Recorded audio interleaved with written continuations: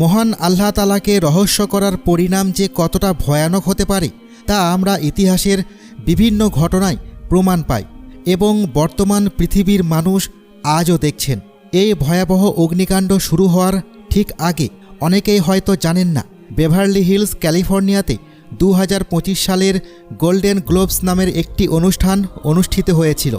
সেই রাতে মহান স্রষ্টা আল্লাহকে উপহাস করে কিছু বক্তব্য প্রদান করা হয়েছিল এবং যেন সেই অপমানের জবাবে এর 48 ঘন্টার মধ্যেই ক্যালিফোর্নিয়ার বিভিন্ন স্থানে ভয়াবহ অগ্নিকাণ্ড শুরু হয়, যা জমি, ঘরবাড়ি এবং জীবনের ওপর ধ্বংসাত্মক প্রভাব ফেলে।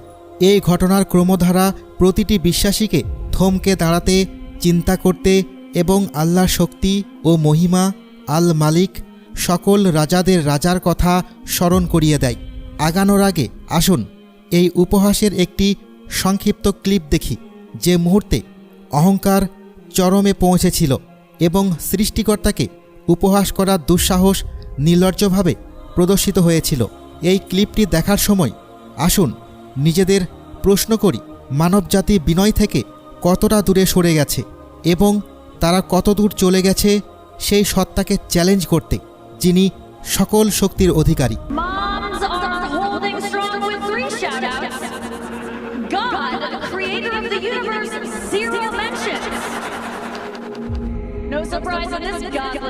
কিভাবে কেউ এতটা অহংকারে পৌঁছাতে পারে যে তারা মনে করে তাদের আকাশমণ্ডলী ও পৃথিবীর স্রষ্টাকে তুচ্ছ করার অধিকার রয়েছে। আমরা এমন এক যুগে বাস করছি যেখানে অহংকার নিজেকে স্বাধীনতার মোড়কে আড়াল করে এবং উপহাসকে রূপ দেওয়া হয় রসিকতা বা সাহসিকতার নামে। কিন্তু আল্লাহ আমাদের কুরআনে সতর্ক করে বলেছেন এবং পৃথিবীতে অহংকার নিয়ে হাঁটবে না। কুরআনের বিভিন্ন স্থানে আল্লাহ বারবার উল্লেখ করেছেন যে তিনি অহংকারকে কতটা অপছন্দ করেন। আল্লাহকে চ্যালেঞ্জ করার মাধ্যমে প্রদর্শিত অহংকার নতুন কিছু নয়। ফেরাউন থেকে শুরু করে আদ ও সামুদ জাতি পর্যন্ত ইতিহাস ভরা এমন সব উদাহরণে যেখানে মানুষ তাদের স্রষ্টাকে অবজ্ঞা করার দুঃসাহস দেখিয়েছে, তাদেরও সতর্কবার্তা দেওয়া হয়েছিল। কিন্তু যখন তারা সেই সতর্কবার্তাকে উপেক্ষা করল, তখন ফলাফল দ্রুত তাদের উপর নেমে এলো। প্রত্যেকবার যখন আল্লাহকে চ্যালেঞ্জ জানানো হয়েছে, তিনি এমনভাবে জবাব দিয়েছেন যা তার শক্তি ও কৃতিত্ব নিয়ে কোনো সন্দেহ রাখেননি। ফেরাউনের ধ্বংস লোহিত সাগরে, আদ জাতির ধ্বংস প্রবল গর্জনরত ঝড়ে, আর সামুদের ধ্বংস এক শক্তিশালী বিস্ফোরণে। এগুলি হলো কিছু উদাহরণ যা আল্লাহ তার শক্তি প্রদর্শন করেন তাদের জন্য যারা তাকে ভুলে যান। ক্যালিফোর্নিয়ার অগ্নিকাণ্ড সমগ্র মানবজাতির জন্য একটি স্মরণিকা। এই ঘটনাগুলি মানুষের অক্ষমতা তুলে ধরে প্রকৃতির শক্তির সামনে, যে শক্তিগুলি আল্লাহ নিয়ন্ত্রণ করেন। আল্লাহ আমাদেরকে বলেন, এবং তোমাদের উপর যে বিপদ আসে তা তোমাদের নিজেদের করা কাজের ফল, তবে তিনি অনেক কিছুই মাফ করেন। আমরা আল্লাহর সিদ্ধান্তের পিছনের প্রকৃত প্রজ্ঞা জানার দাবি করি না। অগ্নিকাণ্ডগুলি সৎদের জন্য একটি পরীক্ষা হতে পারে এবং অবহেলাকারীদের জন্য একটি শাস্তি হতে পারে। যা আমরা জানি তা হলো, যখন উপহাস এবং অহংকার চরমে পৌঁছায়, তখন আল্লাহর নিদর্শনগুলি মানব জাতিকে তাদের অবস্থান স্মরণ করিয়ে দেয়। কিন্তু এটি শুধু হলিউড বা ক্যালিফোর্নিয়া সম্পর্কিত নয়, এটি আমাদের সবার জন্য। আমরা কতবার জেনে বা না জেনে আল্লাহর আদেশকে তুচ্ছ করি। আমরা কতবার তার নিদর্শনগুলোকে রসিকতা বা তুচ্ছতার বিষয় করে ফেলি।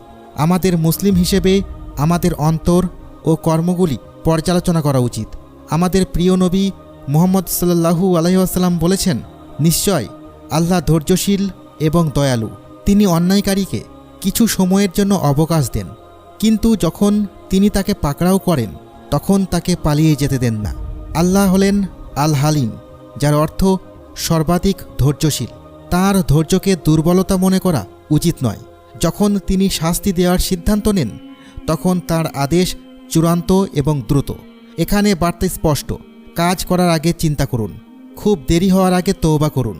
আপনার নিজের অবমাননার জন্য আল্লাহর কাছে ক্ষমা চেয়ে নিন এবং যারা পথভ্রষ্ট হয়েছেন তাদের জন্য দোয়া করুন। আল্লাহর দয়া অপরিসীম এবং তার ক্ষমা নিকটস্থ। কিন্তু এটি শুধুমাত্র তাদের জন্য যারা নিজেদেরকে নম্র করে। প্রিয় ভাই ও বোনেরা, চলুন এই মুহূর্তটিকে একটি জাগরণ হিসেবে গ্রহণ করি। আল্লাহকে চ্যালেঞ্জ করার পরিবর্তে আমাদের স্রষ্টাকে মহিমান্বিত করি। চলুন আমরা তার কাছে আত্মসমর্পণ করি এবং অহংকার ছড়ানোর পরিবর্তে নম্রতা ও ইসলামের বার্তা ছড়িয়ে দিই। আল্লাহ তাদের হেদায়েত দিন যারা তাকে উপহাস করে। তাওবার পথে পরিচালিত করুন। তিনি আমাদের অহংকার ও অবহেলা থেকে রক্ষা করুন। তিনি আমাদের সবাইকে তার শক্তি স্মরণ করিয়ে দিন এমনভাবে যা আমাদের আযাব নয়, বরং আমাদের ঈমান বৃদ্ধি করবে। এবং স্মরণ করুন সেই আয়াত যেখানে আল্লাহ প্রতিশ্রুতি দিয়েছেন, যদি তোমরা কৃতজ্ঞ হও তবে আমি তোমাদের উপর আমার অনুগ্রহ বাড়িয়ে দেব, কিন্তু যদি তোমরা অস্বীকার করো তবে নিঃসন্দেহে তোমার কঠিন শাস্তি। চলুন আমরা কৃতজ্ঞদের অন্তর্ভুক্ত হই, কারণ আল্লাহর নিদর্শনগুলি তাদের জন্য স্পষ্ট যারা চিন্তা করে। আল্লাহ আমাদের সবাইকে তার ক্রোধ থেকে রক্ষা করুন এবং আমাদেরকে তার দয়ার পথে পরিচালিত করুন। আমিন।